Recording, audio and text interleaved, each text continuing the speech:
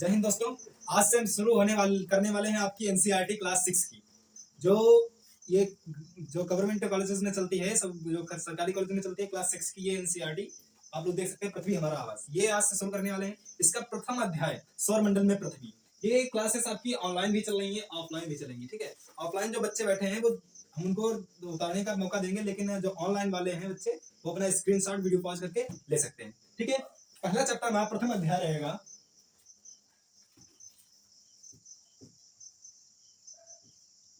अध्याय फर्स्ट रहेगा जो है सौर मंडल में पृथ्वी।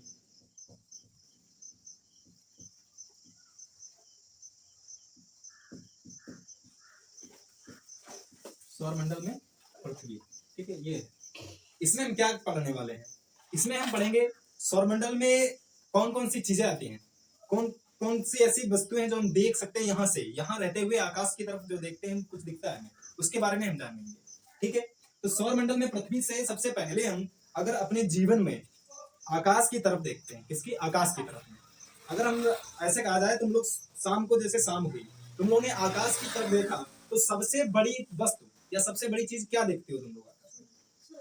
अरे रात में आसमान नहीं पागल हो, चंद्रमा देखते हो। चंद्रमा दिखता है। चंद्रमा से रिलेटेड क्या देखते हो आप लोग? चंद्रमा। चंद्रमा देखते हो, जिसे चंद्रा मामा भी हम लोग कहते हैं, चंद्रमा। अब ध्यान से देखो, ज्योग्राफी यानी भूगोल यहीं से शुरुआत होती है, जो हम देखते हैं उसी शुरुआत होती है। भूगोल यानी चंद्रमा देखिए। अब चंद्रमा क्या है? चंद्रमा की दो स्थितियां होती हैं। कभी कभी तुमने सुना होगा शुक्ल पक्ष और कृष्ण पक्ष, या पूर्णिमा या फिर अमावस्या, ये सुना होगा। पूर्णिमा इसी चंद्रमा से रिलेटेड होता है, पूर्णिमा और अमावस्या। पूर्णिमा जब होती है जब चंद्रमा पूरा दिखता है। क्या दिखता है? चंद्रमा जब पूरा दिखता है तो उसको कहते हैं पूर्णिमा। ठीक है, क्या कहते हैं? पूर्णिमा। पूर्णिमा। इसी प्रकार से दूसरी स्थिति होती है आपकी अमावस्या। अमावस्या, ध्यान से देखो। पूर्णिमा जब चंद्रमा पूरा निकले, पूरा दिखाई दे, उसे पूर्णिमा। और ये नया यानी जब चंद्रमा पूरा ना दिखाई दे उसे अमावस्या। यानी कि कभी कभी देखते होगे 15 दिन आपकी उजाला रहता है, देखते हो, और 15 दिन बाद ठीक अंधेरा होने लगता है। ठीक है, जब आपका पूर्णिमा यानी पूरा चांद दिखने लग जाता है तो इसको कहते हैं पूर्णिमा, यानी पूरे पूरे चंद्रमा वाली रात को क्या कहेंगे? पूर्णिमा। ठीक है, और अमावस्या ही नया चंद्रमा मतलब रात हो गई, पूरा चंद्रमा निकला, फिर धीरे धीरे 15 दिन के बाद शाम होने लगा, अंधेरा होने लग गया। ठीक है, फिर धीरे धीरे चंद्रमा निकलेगा, फिर से नया इतना सा दिखाई देगा केवल। ठीक है, फिर बढ़ता चला जाएगा, फिर बढ़ता चला जाएगा, फिर 15 दिन के बाद फिर से ये पूरे पूरे चंद्रमा में कन्वर्ट हो जाएगा, तो पूर्णिमा फिर से हो जाएगी, फिर से अमावस्या। यानी 15 दिन का इनका डिवाइडेशन होता है, यानी 15 दिन बाद अमावस्या, 15 दिन बाद आपकी क्या होती है? पूर्णिमा। तो समझ गए पूर्णिमा किसे कहते हैं, अमावस्या किसे कहते हैं? समझ गए, वेरी गुड। अब देखो, इसमें हम पढ़ेंगे, यहीं से भूगोल स्टार्ट हो गई। चंद्रमा के बारे में सबसे पहले हम चंद्रमा को ही देखते हैं, तो हमने सबसे पहले चंद्रमा को ही समझा है, और इस क्लास 6 की एनसीईआरटी में चंद्रमा के बारे में सबसे पहले दिया गया है। ठीक है, अब हम समझते हैं खगोलीय पिंड के बारे में बताया गया एनसीईआरटी में। खगोलीय पिंड क्या होते हैं? क्या कौन सी चीज? खगोलीय पिंड।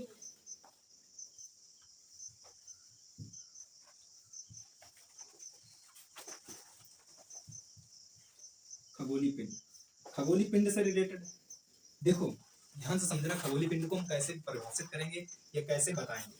खगोलीय पिंड का मतलब होता है वे सभी वस्तुएं, चंद्रमा और सूर्य सहित वे सभी वस्तुएं जो हमें आकाश में चमकती हुई दिखाई देती हैं, उनको हम खगोलीय पिंड कहते हैं। कैसे बताएंगे? वे सभी वस्तुएं जो आकाश में हमें चमकती हुई दिखाई देती है, सूर्य और चंद्रमा सहित। सूर्य को भी ले लेंगे और चंद्रमा सहित। कैसे परिभाषित करेंगे? सूर्य और वे सभी वस्तुएं सूर्य और चंद्रमा सहित। ऐसे चलो, ऐसे लिखो, पूरा परिभाषा लिखने। अरे ऐसे लिखो, सूर्य और चंद्रमा सहित वे सभी वस्तुएं जो हमें आकाश में क्या देखते हैं? चमकती हुई दिखाई देती हैं, आकाश में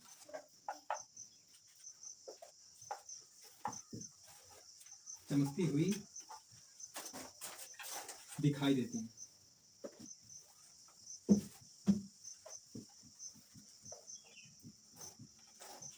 तो खगोलीय पिंड किसे कहेंगे? सूर्य और चंद्रमा सहित वे सभी वस्तुएं जो हमें आकाश में चमकती हुई दिखाई देती हैं उनको क्या कहते हैं? खगोलीय पिंड। ठीक है, समझ जाओगे। अब इसकी परिभाषा अगर हम यहाँ मिटा दे तो तुम लोग खुद से लिख सकते हो। सूर्य चंद्रमा सहित वे सभी वस्तुएं जो हमें आकाश में चमकती हुई दिखाई देती हैं वो क्या कहलाती है? खगोलीय पिंड। ठीक है, इसी प्रकार से हम समझ लेते हैं। अब खगोलीय पिंड में तारे आएंगे, तारे हैं, ग्रह हैं, उपग्रह हैं, इन सब ये सभी आते हैं। ठीक है, तो खगोलीय पिंड से यही हम समझ लेते हैं तारे क्या होते हैं। तारे ठीक है, ध्यान समझना, लिखने का टाइम देगा, तुम लोग टेंशन मत लो। जो ऑनलाइन वाले हैं वो लोग अपना स्क्रीनशॉट ले लेंगे, तुम लोग को टाइम देगा। ठीक है, लिखने के लिए। तारे क्या होते हैं? जिसका खुद का ऊष्मा तथा प्रकाश होता है उसे हम तारे कहते हैं। ठीक है, यानी जिसको कोई भी ऐसा इंसान, ऐसा समझो, कोई भी ऐसा इंसान है जिसको न खाने की आवश्यकता है न पीने की, उसके पास खुद का है, तो वो स्वयं में एक तारा है। ठीक है, तो सूर्य एक ऐसी वस्तु है या ऐसा ऑब्जेक्ट है जिसके पास खुद की ऊष्मा तथा ऊर्जा है। ठीक है, तो वे क्या है? तारा है। ठीक है, यानी वे वस्तुएं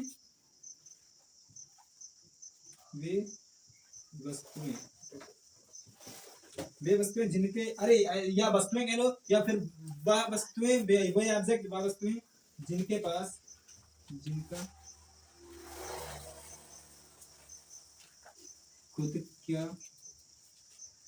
की ऊष्मा तथा क्या होता है? प्रकाश होता है। प्रकाश होता है, उन्हें क्या कहते हैं? तारे कहलाते हैं।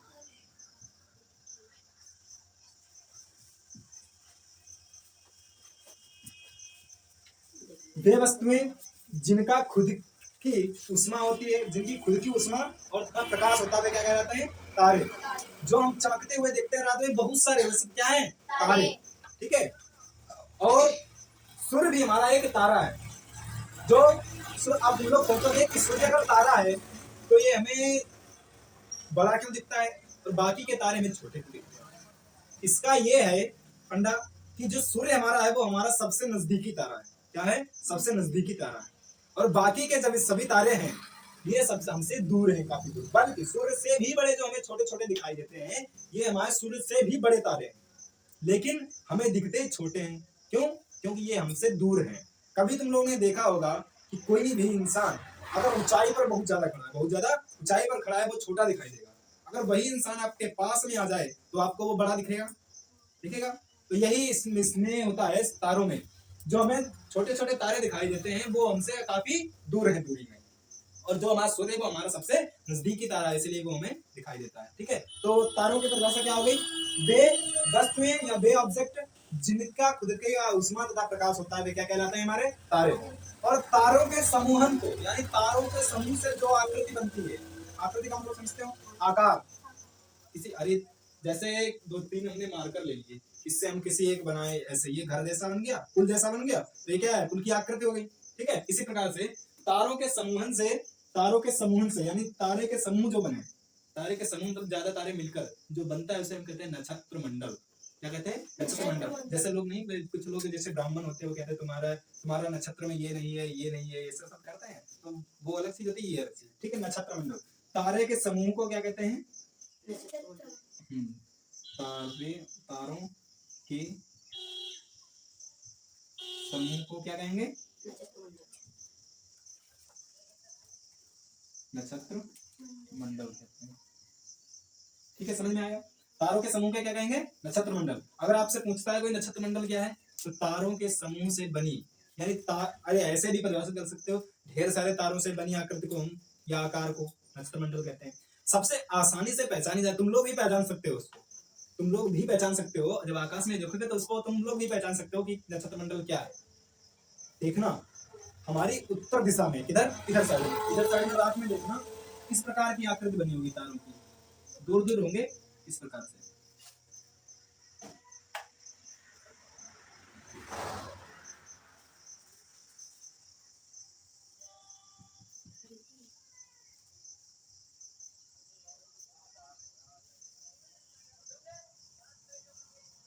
दिख रहा है? दिख नहीं रहा? चलो ठीक है, एक मिनट। यहाँ पे इसकी यहाँ नक्षत्र मंडल ये दिख नहीं रहा है तो इधर बना देते हैं, ठीक है। इधर तो दिख रहा होगा। इस प्रकार की आकृति मिलेगी आपको देखने को, नक्षत्र मंडल जो आसानी से पहचाने जाने वाला है, ठीक है। दिख रहा है? नहीं दिख रहा? यहाँ पर भी नहीं दिख रहा, इधर दिख रहा है। चलो यहाँ पर बना दे रहे हैं नक्षत्र मंडल की आकृति जो आसानी से पहचाने जाने वाला है।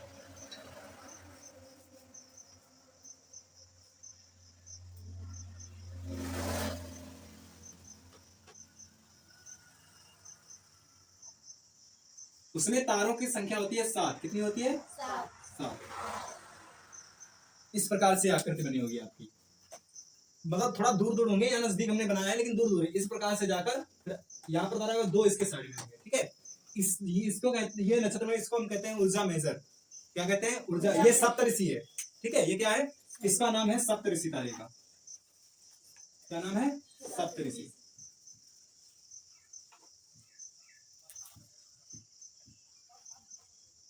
क्या नाम है इसका? सप्तऋषि, ठीक है।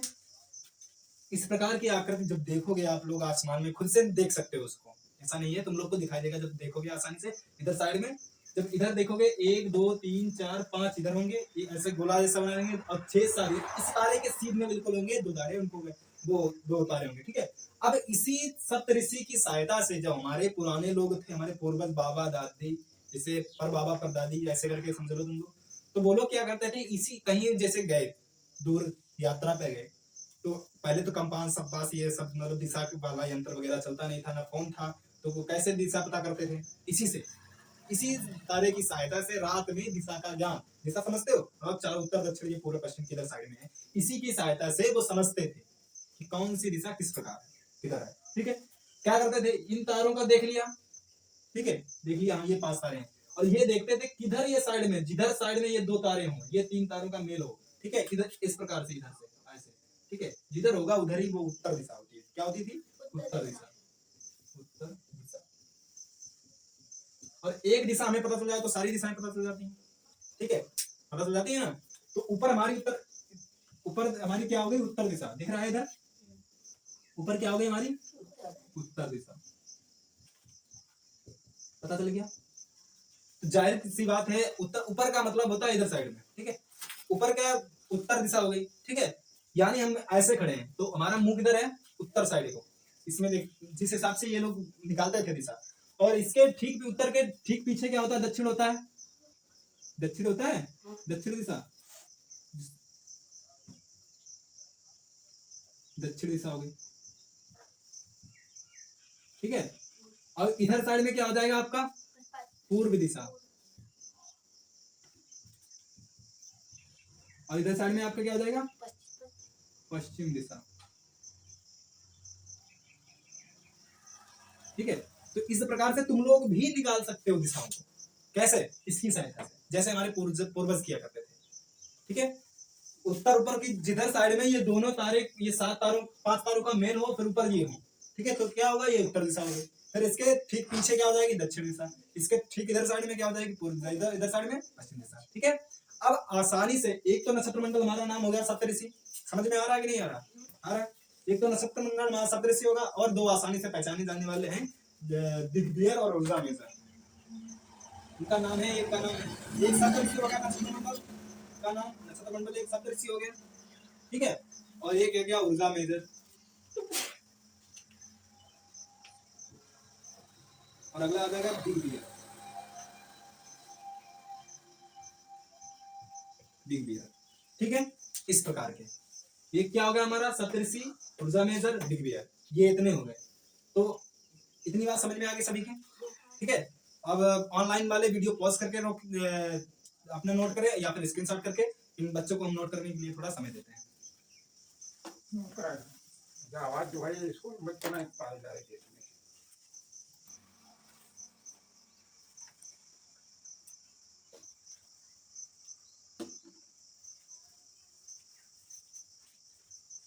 इतना समझ में आ गया तुम लोग के? जान गए? सप्तऋषि के बारे में बता रहे थे, कितने तारे होते हैं उसमें? 7 तारे होते हैं।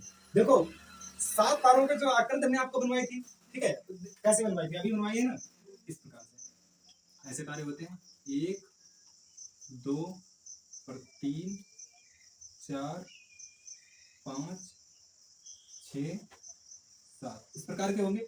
फिर इस प्रकार की जहां पर तुम लोग को आकृति दिखे, ठीक है, ऐसा चंद्र आकार ऐसा लग रहा है, ऐसे ऐसे जाके फिर ऐसे दिखे, तो इसी के सीधे में बिल्कुल होता है, इसको कहते हैं ध्रुव तारा। क्या कहते हैं?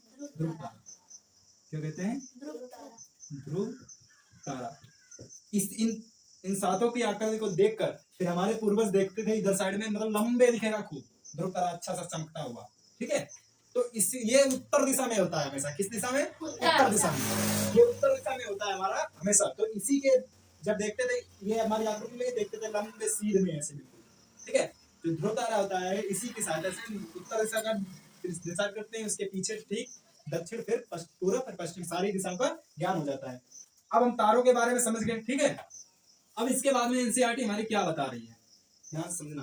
तारे हो गए, अब एनसीईआरटी बताएगी, तारे हो गए, देखो नक्षत्र मंडल भी समझ गए, सब समझ गए, ठीक है।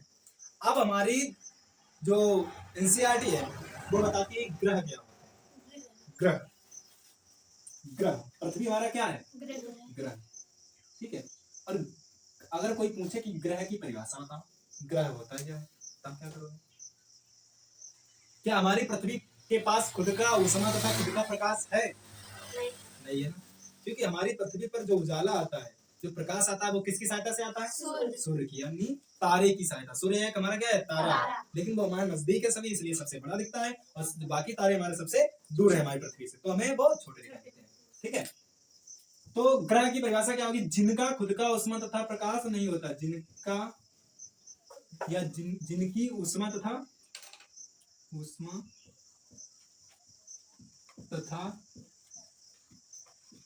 प्रकाश नहीं होता है, क्या कहलाते हैं? ग्रह कहलाते हैं।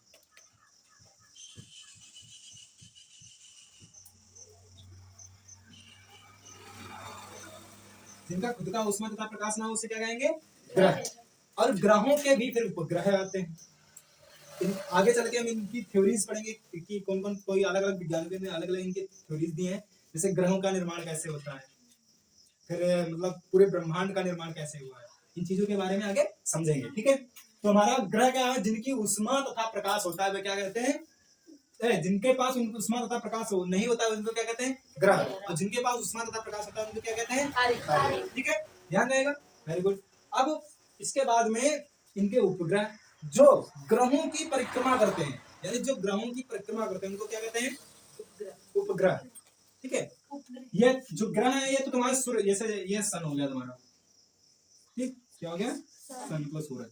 अब इसी के चारों तरफ अलग अलग तारे हमारे क्या करते हैं? वो ग्रह हमारे क्या करते हैं? परिक्रमा करते हैं। हर सूर्य का अपना अपना मतलब वो सौरमंडल, फिर इसके जब सारे ग्रहों को मिलाकर, सारे उपग्रहों को मिलाकर, सारे क्षुद्र ग्रहों को मिलाकर निर्माण होता है सौरमंडल का। और सौरमंडल में हमारी पृथ्वी कहाँ पर है, इसी के बारे में पढ़ते हैं। सौरमंडल में पृथ्वी, इसी के बारे में हम लोग पढ़ते हैं। जैसे हमारा ये सन हो गया, फिर बुध आएगा, ठीक है, फिर शुक्र आएगा, फिर पृथ्वी आएगी, ठीक है। हाँ, इसी प्रकार से शनि, अरुण, वरुण ये सभी आएंगे, बृहस्पति आएगी, फिर शनि, फिर अरुण, फिर वरुण। ग्रहों की संख्या हमारे सौरमंडल में कितनी है पता है? 8 है। कितनी है? 8। और इनकी स्थिति क्या है? जैसे ये सन हो गया तुम्हारा सूरज, इसके सबसे नजदीकी ग्रह है बुध। क्या है? बुध, दिख रहा है? बुध, ठीक है। फिर उससे फिर आएगा इसके बाद शुक्र, फिर आएगा आपका पृथ्वी, फिर क्या आएगा आपका? पृथ्वी,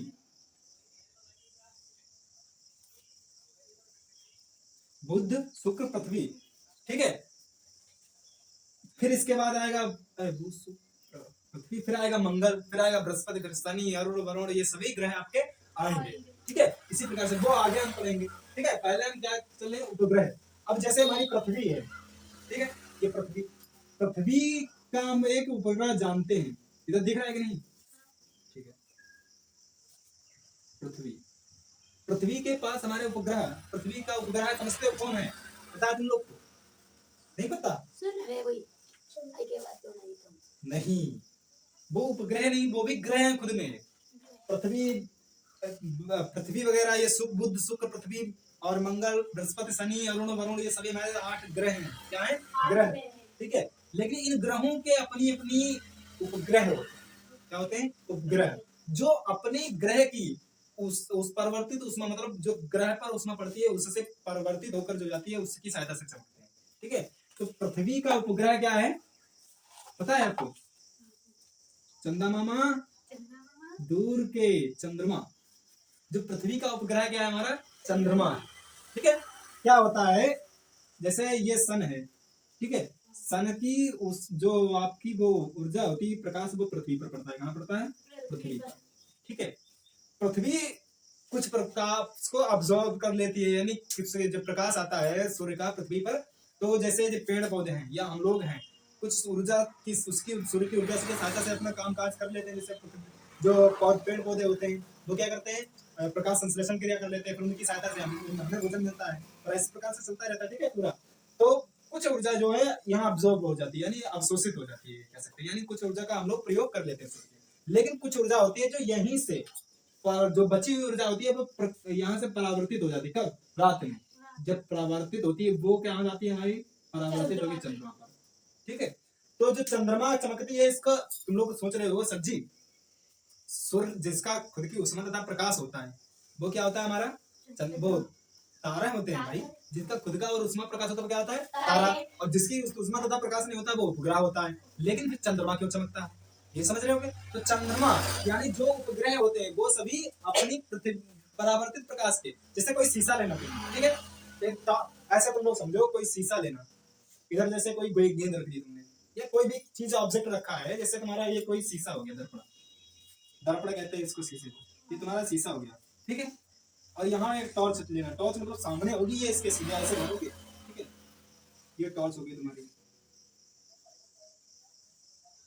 ये क्या हो गया आपकी? टॉर्च। ठीक है, ये टॉर्च हो गई। अब ये टॉर्च जब आप शीशे पे डालिए, हमारी पृथ्वी, ये समझ लो हमारा सूर्य है एक तरीके से, ये टॉर्च है, ये क्या है? सूर्य है। और ये शीशा है तुम्हारा, आपका शीशा, इसको हम समझते हैं पृथ्वी। क्या समझते हैं? पृथ्वी। वेरी गुड, किसने बताया था पृथ्वी? वेरी गुड, अच्छा बस ये हमारा पृथ्वी हो गया। और जब हम यहाँ पर इस टॉर्च से इस शीशे पर जब डालेंगे, ध्यान से सुनो, इस शीशे पर टॉर्च का प्रकाश डालेंगे, ठीक है, जब प्रकाश डालेंगे यानी टॉर्च लेना और शीशे पर जब डालोगे, शीशे पर पड़ते ही, शीशे पर प्रकाश पड़ते ही टॉर्च का वो परावर्तित होगा, जब उसमें निकल के जाएगा जिस वस्तु पे वो पड़ेगा वही हमारा उपग्रह हो जाएगा। क्योंकि जो सूर्य पे हमने पृथ्वी पर सूर्य यानी टॉर्च से पृथ्वी पर जब डाल रहे हैं प्रकाश, ये परावर्तित होकर जिस वस्तु पे पड़ेगा वो चमकेगा कि नहीं चमकेगा? चमकर हमें दिखाई देगा। तो वही क्या होगा हमारा? जैसे हम समझ ले यहाँ कोई किताब रखी है, ठीक है, इस प्रकार से ये किताब रखी हुई है, क्या है? किताब। यही हमारा, ये किताब क्या हो गई हमारी? चंद्रमा यानी उपग्रह। ये पृथ्वी समझ लो, ये ग्रह हो गया, ये क्या हो गया? उपग्रह। उपग्रह वैसे जैसे इस हमारे जिस पर रहते हैं उसकी भाषा में हम क्या समझेंगे इसको? पृथ्वी है, शीशे को। ठीक है, लेकिन पूरे यूनिवर्स यानी पूरे ब्रह्मांड के अगर दायरे में देखें तो हम इसको ग्रह कह देंगे। भाई किसी भी सूर्य का प्रकाश किसी भी ग्रह पर पड़ेगा तभी तो उसके परावर्तित प्रकाश से चंद्रमा चमकेगा, उसका उपग्रह चमकेगा। तो जैसे हमारे पृथ्वी पर पड़ा प्रकाश तो हमारा चंद्रमा चमक गई, क्योंकि इसका उपग्रह पृथ्वी का क्या है? हमारा चंद्रमा है। लेकिन किसी ग्रह पर जब सूर्य का प्रकाश पड़ता है, ये सूर्य हो गया हमारा, ग्रह पर किसी सूर्य का प्रकाश पड़ेगा तो उससे प्रकाश से परावर्तित हो गया उपग्रह हमारा क्या होगा? चमकेगा। ठीक है, परावर्तित प्रकाश की तरह ये हमारा डायरेक्ट प्रकाश हो गया। ये वाला क्या हो गया? डायरेक्ट प्रकाश हो जाएगा। ये वाला प्रकाश क्या होगा? प्रकाश डायरेक्ट। ठीक है, आवर्ती प्रकाश इसको कह सकते हैं। आवर्ती प्रकाश यानी जो प्रकाश आ रहा है, ठीक है, आवर्ती प्रकाश। ठीक है, और ये परावर्ती प्रकाश, परावर्ती प्रकाश। तो हमारी, अब तुम लोग बता सकते हो भाई, देखो अब इतना तो कर ही सकते हो तुम लोग, एक टॉर्च लो, शीशा तो सबके घर में होगा, बस टॉर्च तुम्हें ढूंढना है या फोन की टॉर्च लेना, शीशे पे ऐसा डालोगे परावर्तित प्रकाश होकर जाएगा, जिस वस्तु पे पड़ेगा वही हमारा क्या होगा? उपग्रह होगा। समझ गए? इस प्रकार से अब तुम लोग ये तो बता सकते हो कि कोई भी किसी भी ग्रह का उपग्रह कैसे चमकता है? खुद का किसका प्रकाश नहीं होता। ठीक है, और ग्रह उपग्रह क्या होता है? जिनका उष्मा तथा प्रकाश नहीं होता वो क्या होता है हमारा? वो ग्रह होता है। ठीक है, और ग्रह उपग्रह किससे चमकता है ये भी बता दिया। ठीक, ये सब समझ गए? ठीक है, अब आगे का हम तुम्हें लोग को कल पढ़ाएंगे। ग्रह समझ गए, उपग्रह समझ गए, इनके बारे में क्या क्या कैसे होता है ये सब, और कल बताएंगे सौरमंडल में पृथ्वी कहाँ पर है, कौन सा स्थान है उसका। ठीक है। तब तक के लिए आज ही और इतना ही रखते हैं आज। और जो हमारे ऑनलाइन वाले साथी हैं वो लोग वीडियो पॉज करके नोट कर लें इसको, या फिर स्क्रीनशॉट ले सकते हैं। और तब तक के लिए जय हिंद, मिलते हैं कल नई खूबसूरत सी वीडियो।